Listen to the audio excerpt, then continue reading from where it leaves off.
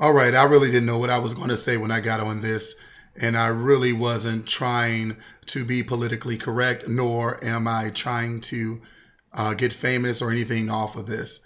I just have an opinion about America when it comes to African American males, and I know I may offend some people, and I may eliminate some friends, and I may say something that's not necessarily copacetic, but I'm not trying to. There is an issue. There's an issue that we have when it comes to young African American males in our society. We have been portrayed by the media to be uneducated, to be rude, to be insensitive, to be this quote unquote thug.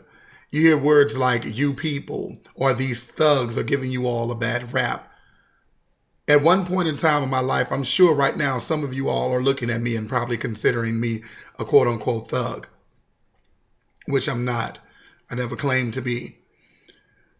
But there is an issue. There is an issue when it comes to young African American males walking around in society, and all we ask is for a fair shake. A fair shake, a fair trial in our life. That's all we ask for. And then you have people who make comments or they secretly whisper about, well, I don't understand, and this happened 50 years ago. But just in 1998, a young man was dragged by a truck until his body dissembled. Just last year, Trayvon Martin was killed, gunned down, no weapon.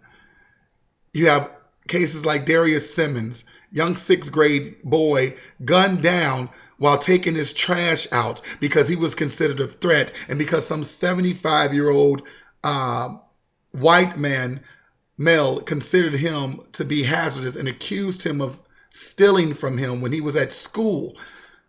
These are the kind of things that pisses us off as African Americans, not only as African Americans, but as humans. We sit here and we debate and we talk about everything that's wrong in our neighborhood, but we never get to the seed of the problem. And this is not, please do understand, this is not let me bash all of white America for the ills and the woes of African Americans. No, this is not. Only thing I can say to those who doubt my intentions and the purity behind this video that I'm making is this. Until you wake up, and you are an African American male, and you have all the African American features, and you walk into a room and you have people clutch their purses, or you hear doors lock as you walk across the street in your three-piece suit, or you go to the cash register and you have people avoid putting change in your hand because they think that the color black rubs off on you. Or people avoid touching your shoulders, or they have conversations with you about how you don't fit the quote unquote image. And I'm sure there are going to be so many comments down below after I post this about if I'm educated or not. Yes, I'm highly educated. Or it probably be something demeaning on the way I speak or the way that I look, or I'm not quote unquote what you think I am supposed to be. But I'm telling you this right now. No one is going to sit aside and constantly watch their children being gunned down. Gunned down. My nephew came to me the other day and he asked me, he said, so uncle, what do I do if someone approach me? Do I run? Do I stay there and fight? Do I walk with my head down so I don't look suspicious? And because I don't want to be killed for something that I didn't do. And all I want to ask you is, what do you say to that? What do you say when your 17-year-old or 12-year-old or 6-year-old nephew come to you and say, uncle, I can be killed simply by being who I am? There is an issue with race in America. And the only ones that don't see it never been on the receiving end of racism. And there are two facets to racism. You have racism that I don't like you because I'm white and you're black and I have a superiority complex, and you have an inferiority complex. But then you have the kind of racism where you can make laws to oppress a group of people.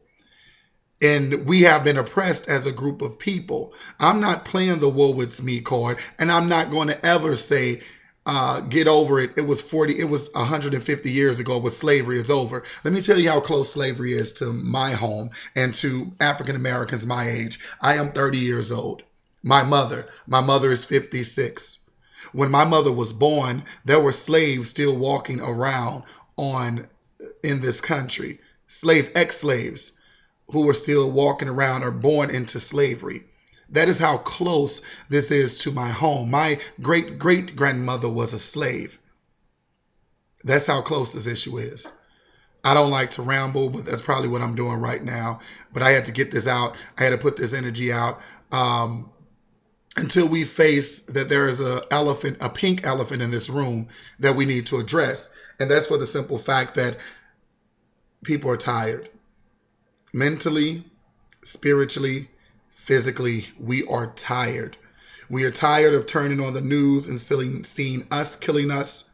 We are tired of turning on the news and this 12% or this statistic that you come up with of African Americans being aggressive. And this is what's really funny about it. We hear people say things like, well, you're so aggressive in the way that you speak, when we have a valid opinion about the way that we're treated in this country.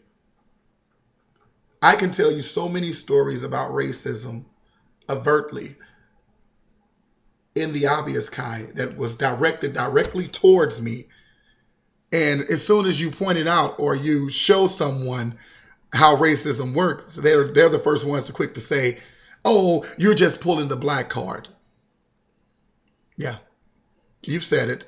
I've heard you say it. You said it to me. Or you hear comments like, oh, you're so intelligent and you speak so well. You're not like the rest of them. Some of you all probably heard that also. No matter what you say and how you say it, that is an insult. Stop saying that to your African American friends, please. I wanted to discuss the issue of what are we going to do from here? What are we going to do? Trayvon would not be the first African American male who's been killed. And I'm sad to say this, but he won't be the last. That's the reality of the situation.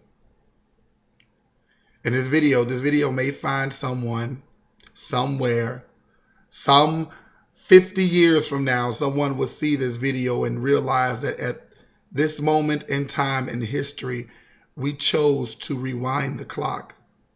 We chose to stay in a docile, as my grandmother used to say, state of mind. We chose not to stand for our children. We chose to not consider the next generation. We chose to not confront racism and prejudices head on. What would our country look like in 50 years? Will racism still exist? Yes.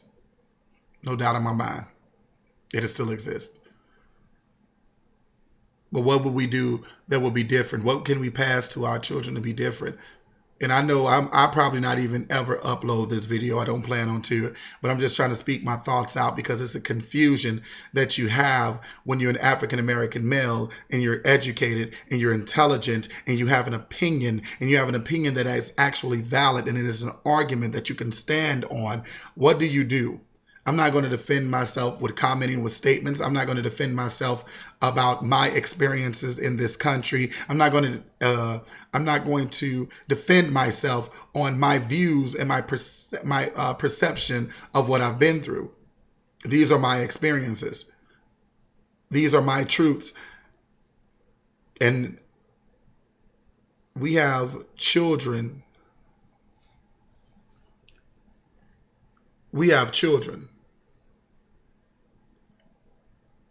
who are growing up and realizing that one day they can be killed for simply being who they are. And that's a problem. I don't have anything else to say.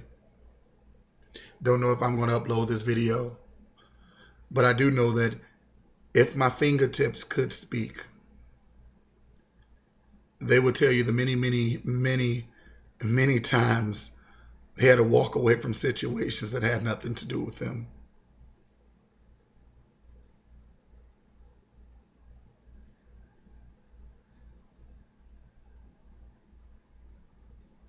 I think it's time we rebel.